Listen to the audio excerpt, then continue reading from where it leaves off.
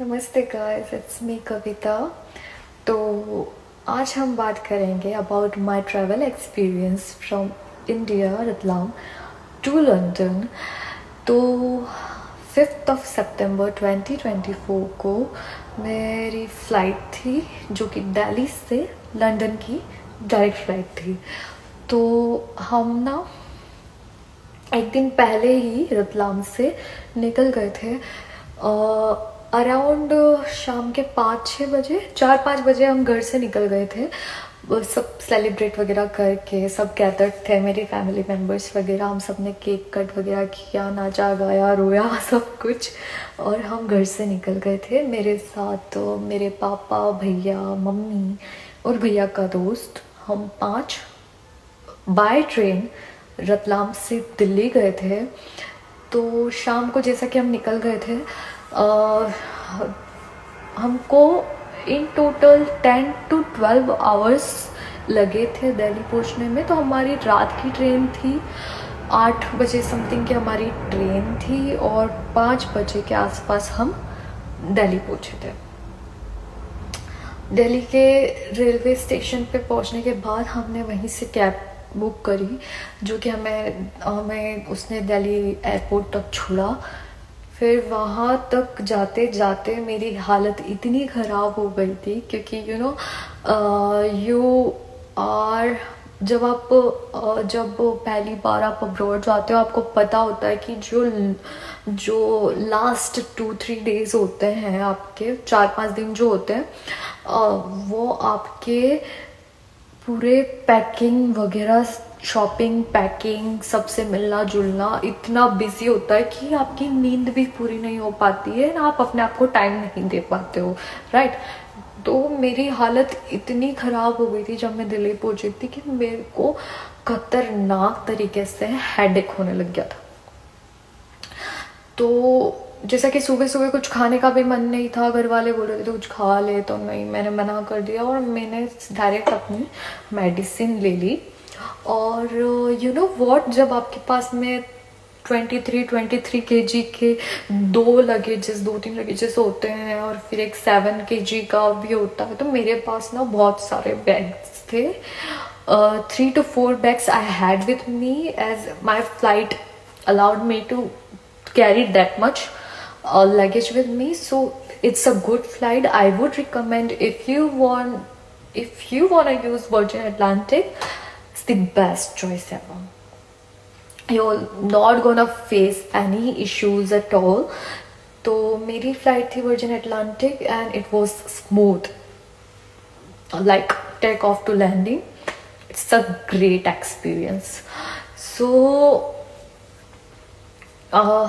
तो जब मेरा सिर दुख रहा था, मैंने मेडिसिन ली थी, तब क्योंकि मेरे पास ना एक वीडियो आई थी जो कि मेरे भाई ने इंस्टाग्राम पे डाली थी जब मैं इधर आई थी।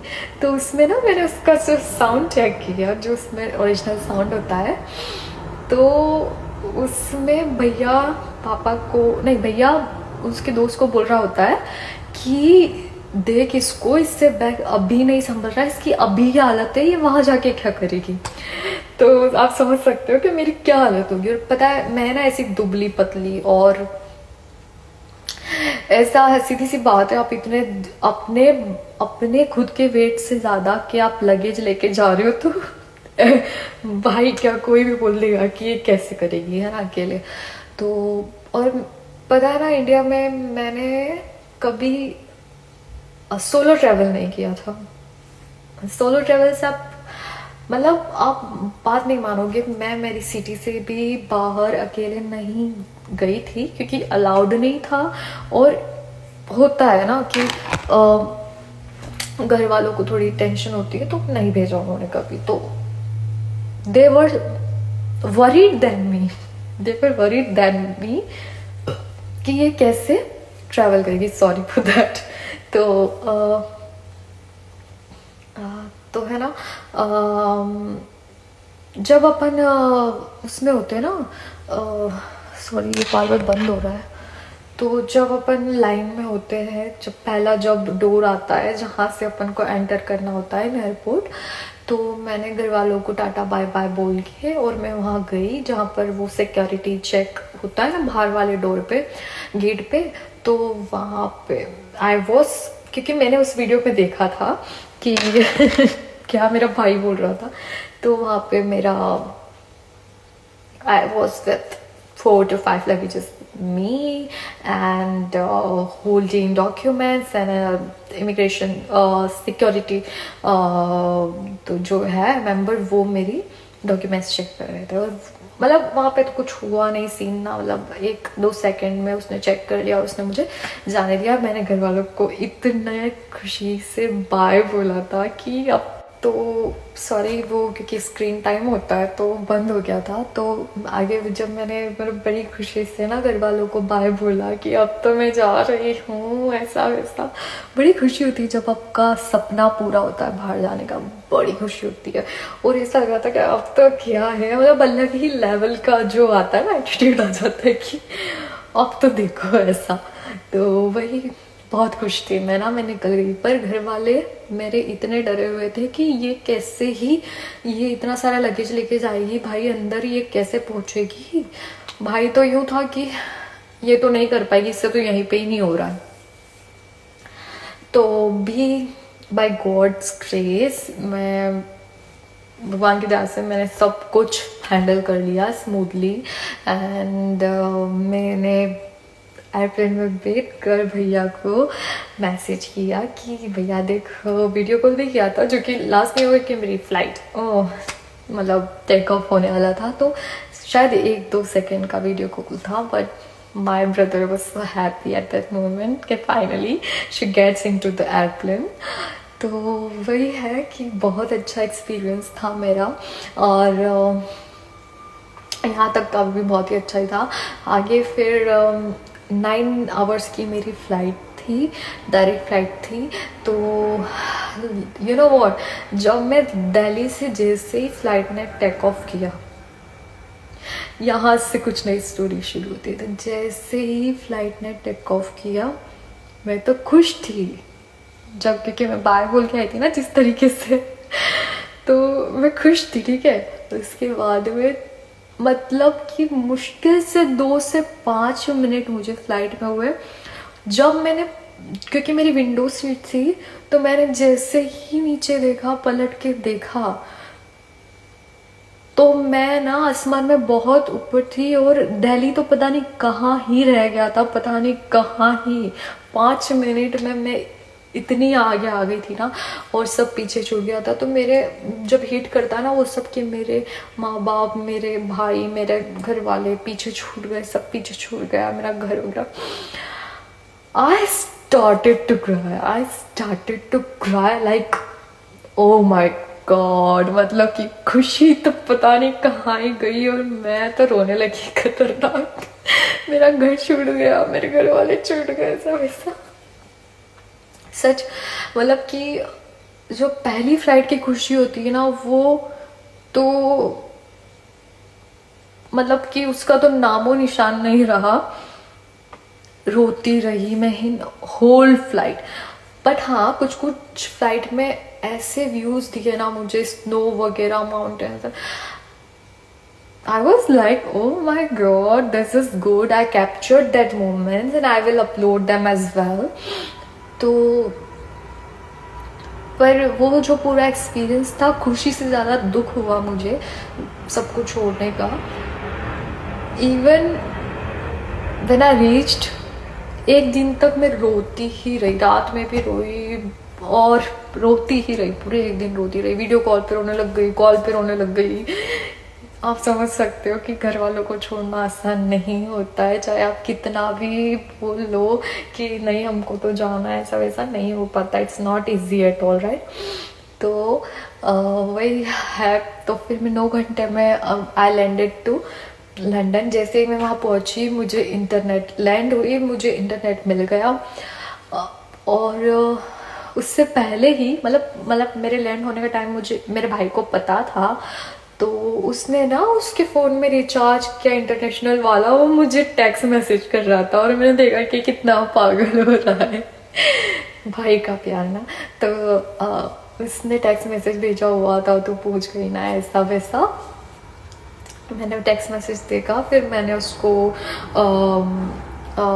रिप्लाई किया और मैंने उसको शायद कॉल किया था। I don't know it was a video call और जस्ट अ वॉइस कॉल। तो नहीं, मैंने सिर्फ उसको रिप्लाई किया था, मैंने कॉल वॉल नहीं किया। हाँ हाँ, ऐसा ही कुछ था। फिर मैं आपको यहाँ पर एक और चीज़ बताने वाली हूँ कि कैसे कोई आपकी मदद करता है। जब आप जैसे बोलते हैं ना कि पहली बार आप जब यहाँ आते हो ना, जब आपको एयरपोर्ट पे जो लेने इंसान आता है ना, आप उसको कभी भूल नहीं सकते और भूलना भी नहीं चाहिए, क्योंकि आपके लिए सब नया होता है और कोई इंसान अपना समय निकाल के आपको लेने आ रहा है, इससे बड़ी बात कोई नहीं होती है। और जब सब कुछ नया नया हो तो वो इंसान अपने लिए बहुत मैटर करने लग जाता है। तो ऐसा ही मेरे साथ हुआ था कि as I was the first one in my entire bloodline to go abroad, I had this opportunity. मेरे घर वाले तो पढ़े लिखे भी नहीं है इतने ज़्यादा। Mom and dad they both like 7th standard तक वो दोनों पढ़े हुए थे। उसके आगे की उन्होंने पढ़ाई नहीं कर पाई क्योंकि बहुत छोटी एज में ही उनकी शादी हो गई थी।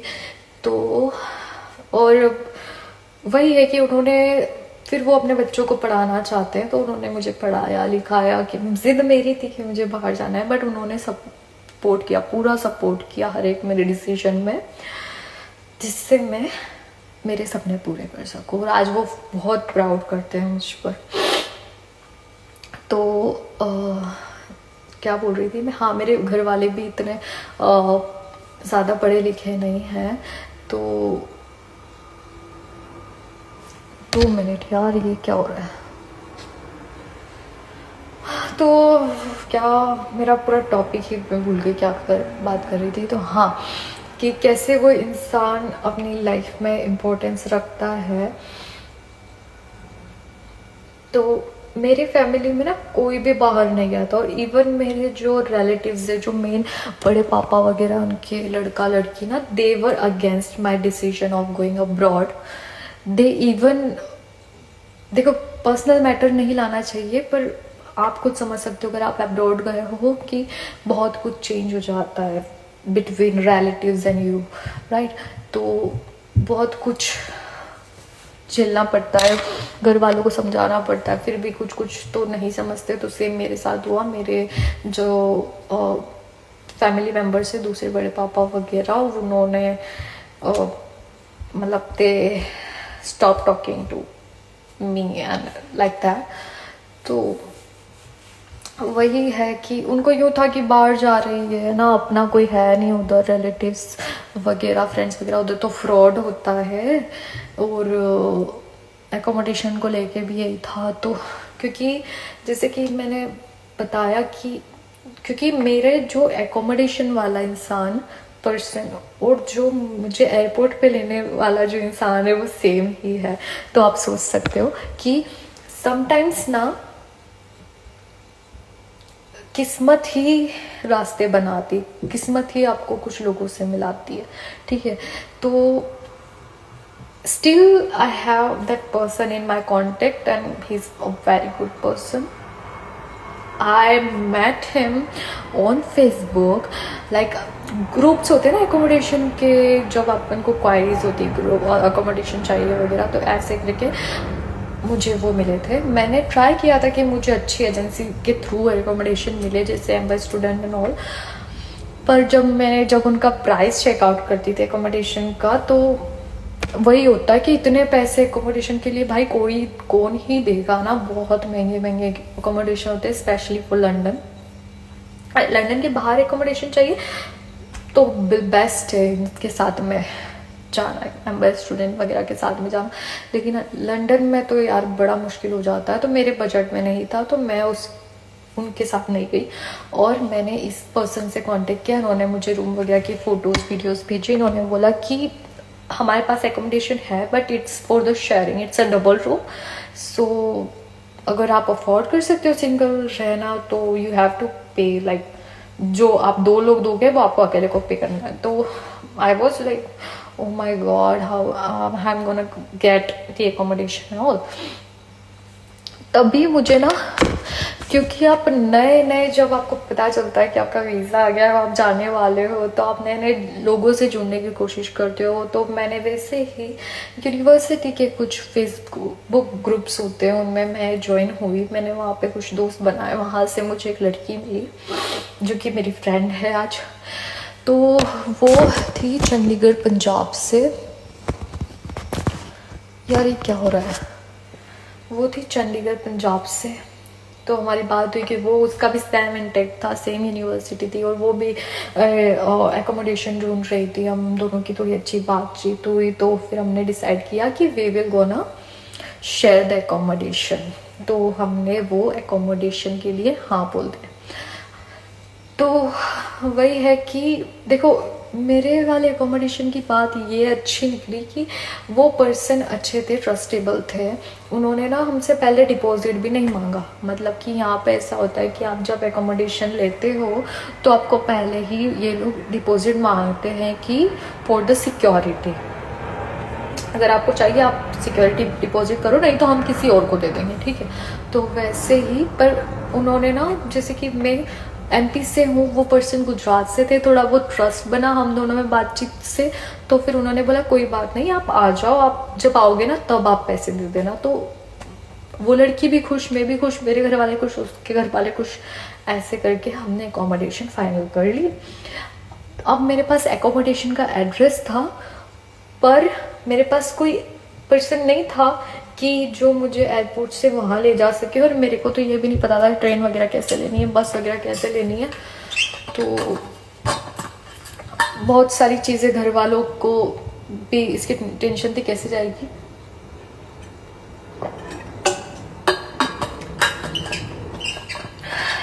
पर ना वही है कि मेरी जो इस इंसान से बात हुई थी, जो मेरे फ्रेंड बन चुके थे, जो एकोमोडेशन जिन्होंने मुझे दिलवाया, उन्होंने बोला था मैं आपको लेने आ जाऊंगा, आप सही टाइम पे आ जाना। सच में मेरा कोई रिश्ता नहीं था उनसे, ना कोई रिश्ता नहीं कि चलो कोई, अगर मान लो कि कोई दूर के ही रिलेटिव होते या फिर फ्रेंड होते तो एक बात होती कि चलो हाँ मदद करिए। यार totally unknown person, you never met each other या in real life, just online कुछ कन्वर्जेशन हुई ऐसे एकोमोडेशन को लेके। वो पता है, वो मेरी फ्लाइट क्योंकि लैंड हो गई थी, और लैंड होने में भी थोड़ा समय लगाया और थोड़ी डिले थी, और क्या बोलते हैं, वहाँ पे लैंड होने के बाद में भी आधे घंटे तक हमको वेट करवाया वहाँ बाहर निकलने के लिए। तो फिर उसके बाद में जब इमिग्रेशन वगैरह होता है आपका यहाँ पे एयरपोर्ट पे, उसमें भी टाइम लग गया। तो वो इंसान 1-1.5 घंटे से वेट कर रहा था। उन्होंने वेट किया, फिर जैसे ही, क्योंकि मैंने एक्सपेक्ट ही नहीं किया था कि मुझे कोई लेने भी आएगा। मुझे लगा मुझे निकलने के बाद उनको कॉल वॉल करना पड़ेगा, ऐसा वैसा। और पता है क्या हुआ, जब वो एंड गेट होता है ना जहाँ से बाहर निकलते हैं, जब मैं वहाँ से निकलने लगी ना, that person was holding his phone. He was talking to my brother on video call. He was showing me to my brother. Like, look, she has come, she's here, don't worry, she's here now. Could you understand? Could you imagine that feeling? That someone just helped you. Like, this help you will never gonna forget in your entire life. तो वैसे ही, क्योंकि मैंने एक ही झलक में मैंने पहचान लिया कि यही है वो इंसान जो मुझे लेने आया है, ठीक है।